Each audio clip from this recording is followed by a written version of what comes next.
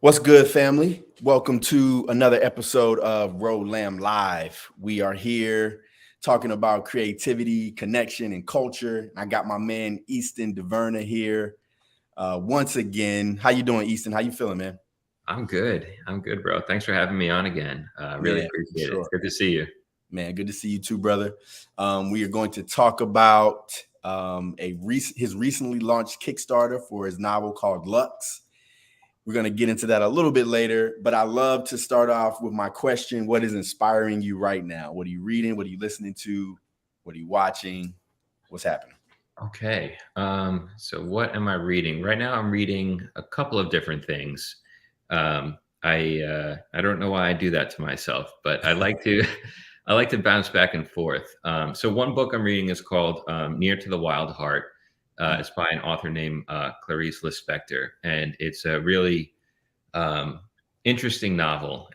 It's sort of her prose is beautiful. It's amazing, and so that's inspiring to me alone. Like sometimes, like anytime I find a writer whose prose, like I can't really put my finger on it.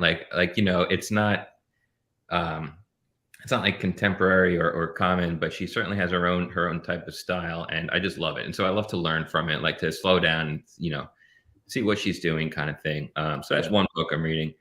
I'm also reading another book called The Dictionary of Obscure Sorrows, I think it's called.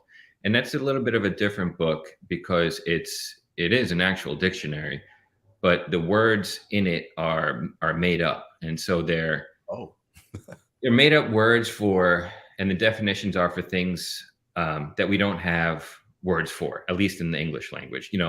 It's almost like the feeling or experience you have, like going into going back to some place that from your childhood that you haven't been to in forever, and you see one thing or you smell something, and then these memories come back and you just get this feeling, but we don't right. really have a word for that.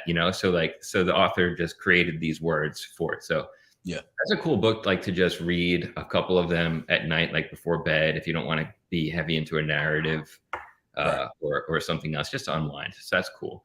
And then Yeah. I'm also reading a fantasy book called The Heroes by Joe Abercrombie. Um, Yeah. yeah, have you read his stuff? For sure. Oh, Absolutely. have you read The Heroes? I so there's three books. I don't know if I read The Heroes. Let me see. There's Red Country. Red There's Country, Best Served Cold. Best Served Cold. That's the one I read. I read Best Yeah, Served. Yeah. yeah. So I got onto him from the first Law trilogy, which started with The Blade itself. Yeah. Um, I read all before those. before Yeah. they are hanged, and then there was another one. I can't remember the last one. But But yeah, I something with forget what it's pinks, called, but I know what maybe. you're talking about. Yeah. Yeah. But anyway, I was like, oh my goodness, this is good fantasy. So I love his stuff, but like I'm kind of like conflicted because, you know, when I'm writing fantasy, which between Lux and A Guardian, I do write a lot of fantasy. I try to stay away from reading at the same time to not like Yeah. be like, Polluted. Yeah, very influenced by someone else's take on the genre. for But sure. he's so good, it's like hard not to. Those books are like they're patient. So those are the three things I'm reading right now. What are you reading? So I'm reading now I'm blanking. Fate Breaker by Victoria Aveyard. Okay. I don't know if you know who she is, but it's the last book in a trilogy. It's like she pitches it as like Lord of the Rings meets Guardians of the Galaxy. So it's Oh, like cool. it's a pretty cool story. I mean, I think she's a great writer. She did Mhm. another trilogy. Well, actually wasn't a trilogy. It was like 4 books called the Red Queen series. That was really good. So I'm just finishing that up. And Mhm. that's been good. Nice. Um, and then the other thing for me is so I started working out. Like Awesome. I really want to get back to being in shape. When I was younger, I used to work out all the time, Mhm. and I just got away from it. And so I've gotten back to working out. But one of the problems that I have is that if I'm not working out like LeBron James or like the Uber guys, like that, I Yeah, feel like yeah. I'm doing it wrong. So what'll happen is I'll start working out and then I'll just do too much. Mhm. So I went to the gym every day last week, and I went on Wednesday, and Yeah. I did all these exercises, and man, it's cool to be sore, right? Yeah. Like Yeah. it's another thing like when you can't like move. You know what I'm saying? Uh-huh. And so for the Yeah. past like 3 or 4 days, I've been recovering. You know what I'm saying? I know exactly what you're saying. So I work out pretty consistently. I like to do I do like mace training. I do some kettlebell stuff, some calisthenics, things like that. Because I don't go to a gym anymore. I work out at home. Yeah. But I saw this challenge on Instagram, and I was like, let me see if I can do that. And it was 600 reps of push-ups, air squats, and burpees, and I forced my way through it in like, I don't know, probably like 50 minutes. And I could barely walk the next day. Like my legs were screaming on fire. But I'm glad I did it. It was almost more like a mental thing, like halfway through, I was like, my body was like, forget this. But my brain was like, no, you have to do it. Like for whatever reason, I don't know why, but yeah, I totally know what you're saying. Like you said, like you got to go for it. Right. You just took the challenge, and that's commendable. I think for me, I haven't been regularly doing anything. And so I just tried to just jump out there Mm-hmm. and just start going. It's like, bro, you 37, you 36 now. You got to start stretching. You got to start warming up. You can't just be out here just like, So yeah, so I'm 38, and you know what? I started doing morning stretches every single day, and because I hurt my back like when I was young. I was probably like 22. I like slipped a disc, and it can be bad. it'll stay with you. What's that? I said, it'll stay with you. Yeah, for real. But every single morning, like when I'm waiting for the coffee to brew, I just do like 10 to 12 minutes of stretching. And it really, really is like a game changer. And I wish I wasn't so arrogant when I was younger. Like if I had been stretching and like taking care of, my body the way I should have been when I was younger, I probably wouldn't have the injuries or be injury prone, Yeah, now as I'm getting a little older. Yeah. For sure. Okay, well, let's go ahead and jump into what we're going to talk about today. I'm going to go ahead and try to share this. All right, all right. Boom. So this is the Kickstarter page for Lux from the Kingdom of Darkness. Eastin, you want to give us like the elevator pitch? Yeah. Okay, so Lux is it's a romantic fantasy novel about the Princess of Light named Lux and the last of the Seraphim named Cygnus. The kingdom of Sylvana is overtaken by a dark dragon. All light is gone, is absorbed by the dark dragon. The night Lux is born. 20 years later, she wakes up. The only person to not fall into the long sleep is Cygnus, and that's because he has the power of the Seraphim granted to him by his older siblings to protect Lux. And so on the night she wakes up, Cygnus is about to fail and give up all hope. But she wakes up, and they flee the kingdom, and they vow to find who did this, who they believe is Berlgrad, the dark alchemist, and then one day return to face the dark dragon and save their kingdom. There's a lot of twists and turns in there. I'm it might seem the tropes of light and darkness, but I think I'm doing some pretty fun and unique things with that, I hope. And that's sort of well, that was a little bit longer than an elevator pitch, but that's I've never been good at those.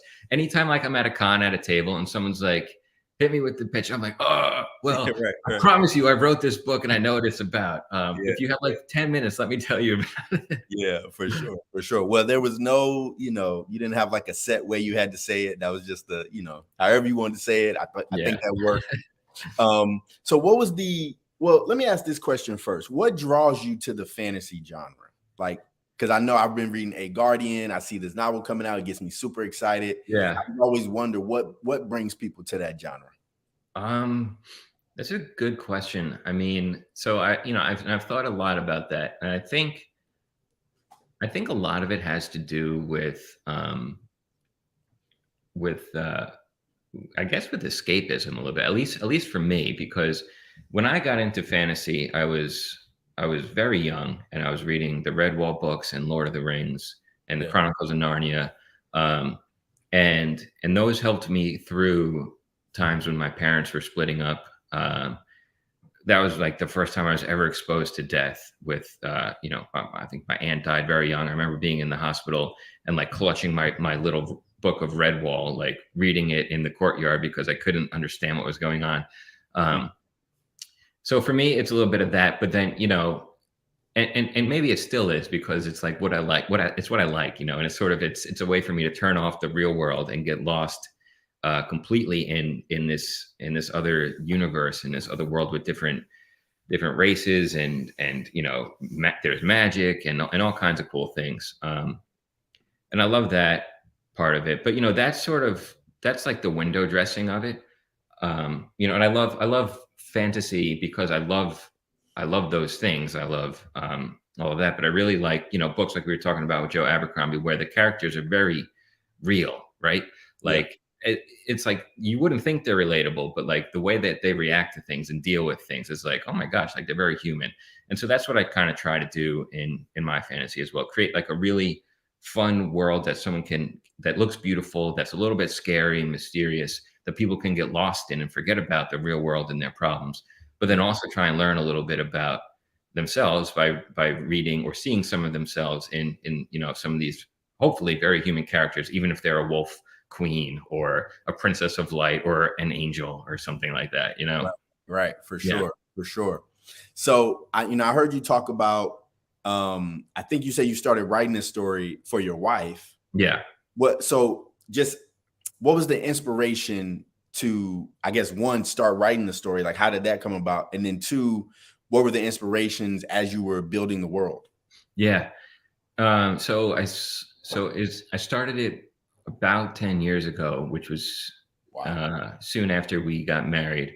And like I guess I was trying to be a little romantic because like we had just gotten married and like Yeah. and I was writing things. I think I probably just came out of my MFA or I was still in it. And so I was just had like all of this creative energy and I was like, let me write something for Kim. That's my wife. And I wasn't writing a Guardian at the time, but I was doing Samurai Grandpa, which is I think is fantasy in its own right kind of thing. But I was still reading a lot of it. But what sort of built the world was it really was inspired a lot by like the Brothers Grimm fairy tales, kind of.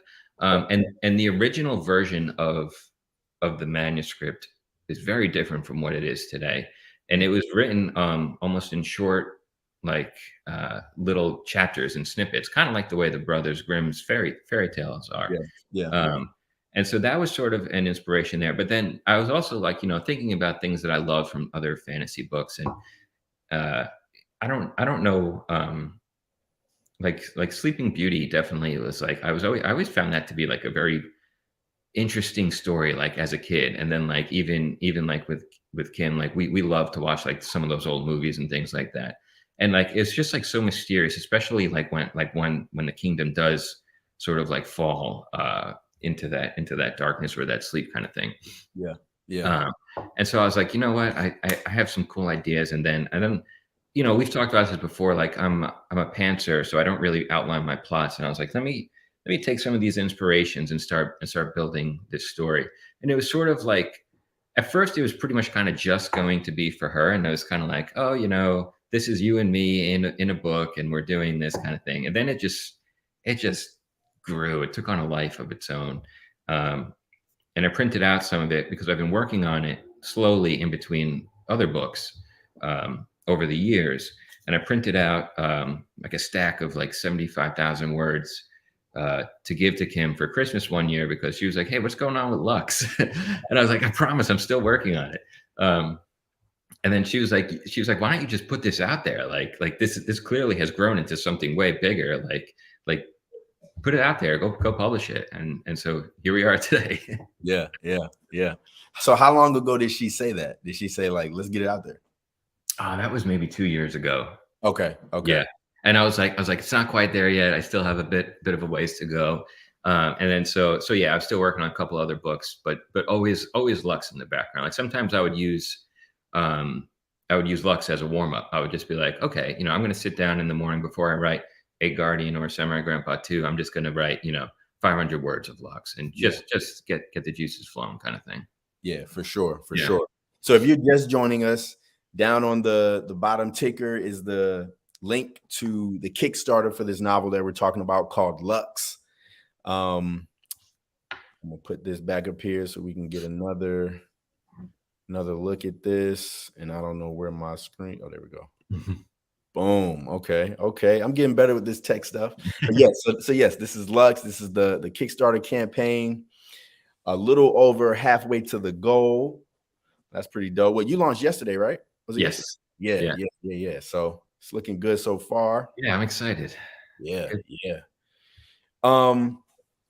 So you sort of touched on this a little bit, but one of the things I was thinking about was how do you continue to keep coming back to something you've been working on for like 10 years?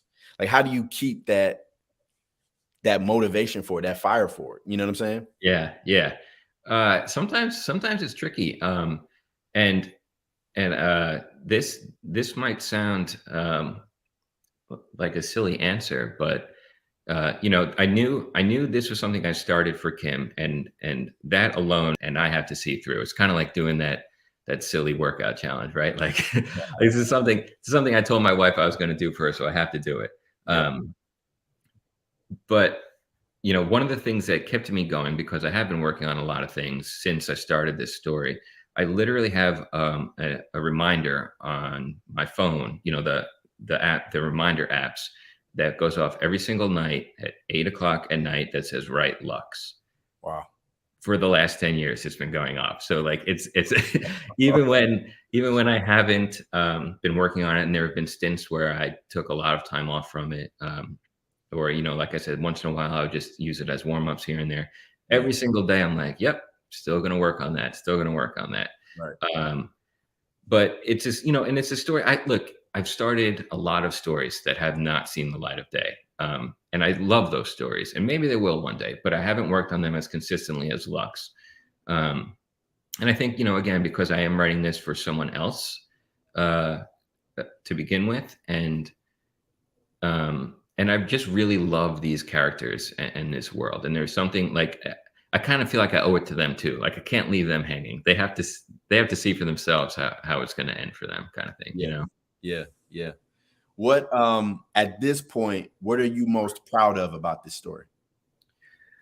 Oh, there's like a really, really cool character moment in it that I knew was going to happen, but I think I just really fleshed it out, like, I don't know, 6 months ago or something. And I'm my own worst critic for sure. Like I'll get the old imposter syndrome on a daily basis. Sometimes I'll go back to my writing and be like, ugh, or other times I'll go back and be like, all right, it's actually not too bad. But there's this one scene that I just really love, and like every time I go back to it, I'm like, yes, like good job, Eastin. And I hope when people read it, I'm not going to spoil it because it is pretty pivotal. I hope they'll see that. But I also really just like the relationships that I'm building with these characters, and how they're developing. I wanted it to be like how people fall in love or learn to love each other. Not just like one day they meet, they're blah blah blah, it all happens, and then a happy ending. It's just like there's a lot of in life. There are a lot of different ways that people can come to meet each other. People come in and out of each other's lives all the time, and that was kind of similar to how our relationship with my wife started. We started as friends way back when. I think I was probably like 24 or something. We met in college and we stayed friends. We saw each other. We hung out. We kind of both went our own ways and interweaving back and forth until one day we fell in love and got married. And so, I really kind of wanted to make this romance between Lux and Cygnus very real as I could. Or at least relatable, hopefully to some people, because I think, relationships are complicated and they all don't just snap together like that, like sometimes they do in fiction. Right. For sure. Yeah. For sure. So So I was introduced to you through a Kickstarter that I backed, and I think you were like the editor for novels, like the set of novels that were coming out. That's how I heard about you. And Okay. then I saw that you wrote comic books, right? And so when I saw that you wrote comic books, and then I realized you wrote novels as well, right? So that got me to think, like, what are some of your, when it comes to prose versus the comic medium, right? Like, what do you like about prose that you don't get to do in the comic medium? Yeah, it's a great question. I love writing both of them, and they both definitely have. I mean, you write comics and prose as well, so you know how different they can be. But I think what I like a lot about writing prose is that you're not you're not up against as many constraints. Which is not to say that comics are filled with constraints, but sometimes you're limited to a page count.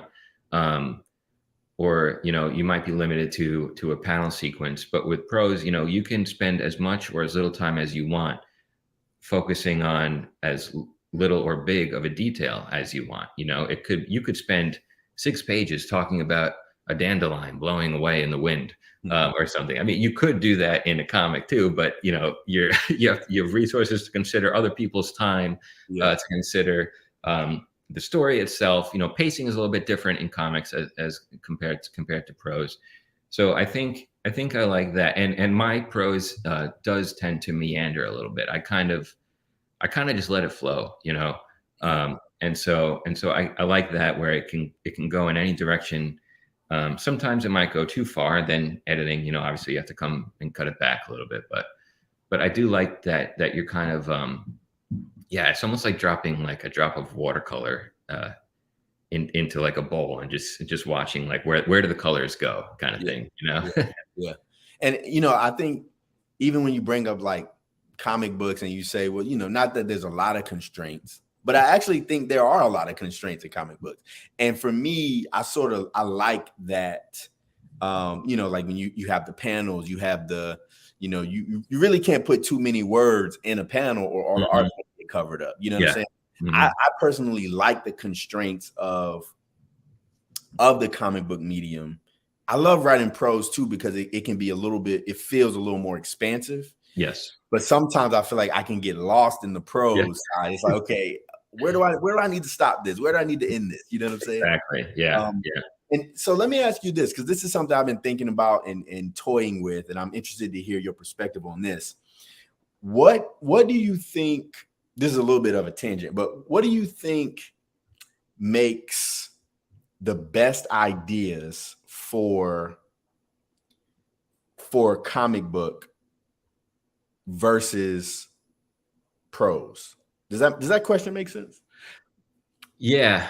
Or are you almost asking like how do you know when you get a story idea? How do you know whether it's going to be in comic book medium or like in prose kind of thing? Well, that, and okay, when you say, okay, so like sometimes the other day I had an idea for a novel, right? And I was thinking about, I'm like, man, that would be a cool novel. But then I thought, oh, but if I did it as a comic book, I could do this, that, and the third, right? Yeah. So when you have the idea, what kind of adjustments do you make depending on what medium you're going to put it in? You know what I'm saying? Yeah. Okay. So if I have an idea and for whatever reason it turns into a comic book, I do tend to start thinking about it very visually. Right. Whereas if it's going to be a novel written in prose, I am still thinking about it visually, but it's a little bit more abstract, I guess. Especially like if I know, like I'm very lucky to work with Sean Daly on multiple books, and Kay Woolheiser. She's a cover artist on Lux. On multiple books, or Grim Wilkins, some of the people that I've worked with a bunch of times, and I know them, and I know their storytelling sensibilities. So like if I'm like, oh, this book would be so cool, like in Sean's like watercolor style, or with his storytelling style. So then I start thinking about it. I'm already picturing like Sean's art in it, or Kay's art. So then I start thinking of it that way, and then that really does drive the story in a certain direction. And I Right. also know how they react because we've worked together for a number of years now, so I know how they react to my writing, and their ideas that they put on it, and then it sort of takes on this very different life of its own through collaboration, which Yeah. that's another awesome thing about comics that you don't have writing prose, because when you're writing prose, for the most part, you're stuck at your desk by yourself in your head. Right. When you're doing Right. comics, you can at least bounce your ideas back and forth with your team. Right. Right. And I But think you touched on something earlier too about pacing. I think yeah, pacing also, like if you depending on like what kind of chunks you want to tell the story in, I think that also affect, at least for myself, that affects like, okay, this is how I'm going to present this. You know what I'm saying? mhm. Yeah, absolutely, and for sure, that is definitely a constraint of comics, especially you're looking at printing costs. Color printing Right. is through the Right. roof these days. Right. Or even if you're looking at publishing, typically, a book that you would find in a comic shop is around, your typical floppy is what, around 23 to maybe 27 pages Yeah. max, right? Yeah. Yeah. And so you have to get so much into there to build characters, develop a world, hook the reader in, um, hopefully have it end on a good enough hook that they're going to come back for more. Right. And so yeah, you're constrained with all of that, and then so you are kind of, I forget what I was even talking about, but you do get kind of Yeah, limited. I'm with you. The pacing. Yeah, Yeah. yes. Okay, yeah. So you're very yes. So you do have to pace those a certain way, and they tend to be a little bit faster, I feel like, right? Mhm. And that's why sometimes, you can read a comic that's 25 pages and you can be done with it in like 5 minutes and be like, well, I personally take my time looking at every single panel because I love Yeah. to, and I like to do that. But like, there have been comics that I've just flown through. Yeah, for Uh, sure. For sure. but yeah, and like we were saying before with prose, like you can kind of get a little bit lost. Like you and I seem to be similar in that we meander, and you can get, you can go down these rabbit holes of Right. writing. Yeah. Right. And the other reason I was thinking about that is because do you write screenplays? No, not currently. Okay. So I I write dabbled. I dabbled back in the day. yeah, for sure, for sure. So I write screenplays as well. So one of the things they talk about in screenplays is you're writing a movie if it has an end. But Mhm. if it's like open ended, that's how you know you're writing a TV show, right? So like a TV show, you want to be able to you want to have like deep characters, deep world that you can get 3, 4, 5, 6 seasons out of. That's why like Law and Order SVU or like SWAT or Oh, like these yeah. procedural shows, Yeah, they can things that have run forever. Yeah. right, right. They could just keep flipping them. But you also have like limited series, and that it's changed the medium a little bit. But Right. that's what got me thinking about, okay, well, how do we decide where these ideas go? You know what I mean? Mhm. Yeah. Um, so again, if you're just joining us, we're talking about Lux, Kingdom of Darkness. It's a romantic fantasy novel that's on Kickstarter right now, written by my man Eastin DeVerna. The link to the Kickstarter is scrolling at the bottom, so definitely go check that out. It's also in the description of this video if you're on Facebook or you're on YouTube. So definitely check out his Kickstarter and definitely support. I have a couple of more. Well, maybe one more question. Um, what do you think for people reading this book? When people read the book, when they get to the end, as they're reading it, what was your vision for how you wanted them to feel? Um, I want them to feel, I think, well, I in this type of story, in a romance, I think, certainly you can have you can have tragic endings. That's a possibility, but that's not the route I'm going for here. So I want there to be a sense of hope, and sort of peace and accomplishment through like love and working together kind of thing. And I think that's always been the goal, um, for this story in particular, because I did want it to have a happy ending because I was writing it for my wife. Um, but I also think, me personally, I love all kinds of stories, but where I am right now in life, uh, and with the way the world is, like that's sort of what I'm like gravitating towards these days. Yeah, I like to read something or play a video game or watch a show, and like, yeah, of course, like the characters are going to struggle and it's going to be hard at times, but I like to feel good at the end of it too. for sure, Yeah. for sure. Can you talk a little bit about some of the reward tiers? Like maybe what's your favorite reward tier that you have on the Kickstarter? Yeah, of course. So I think maybe my favorite one might be I think it's called the Seraph bundle. The Seraph bundle or the Alchemist. Um, and I'll tell you why, because yeah, there's a Seraph right there. So you can see it comes with a little bit of everything. It has the paperback copy of the book, the deluxe edition of the book.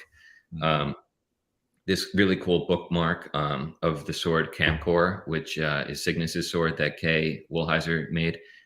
Then it has another print um, of Lux and Cygnus, the two main characters, and then it has the map of the Kingdom of Sylvana. And I made that map, and I'm really proud of it. So Okay. it took me so long to do because I had no idea what I was doing. Um, there's this really cool software called Wonder Draft, and Mm. um, it's just for making maps. Like you can make any type of map you want. Um, and I downloaded it, I bought it, and I opened it one day, and I got so overwhelmed, and I just X'd it out. I was like, I don't know if I can do this. Maybe this book will have no map. But I really love maps in fantasy books. Like so then one day I just had to like steel myself, and I said, Lux is having a map you've always wanted to learn how to do the damn thing. Yeah. So I just started watching YouTube tutorials, and there are a lot of awesome ones out there. So props to those people who make them. Yeah. And once I figured it out, it was really a lot of fun. And like I could see myself just doing this for fun. I wrote to Kay, the cover artist here on Lux, but also the co-creator on A Guardian, and I said I want to do one for the Great Sphere now. Like Volume 3 of A Guardian has to have a map in it. Yeah, Uh, for sure.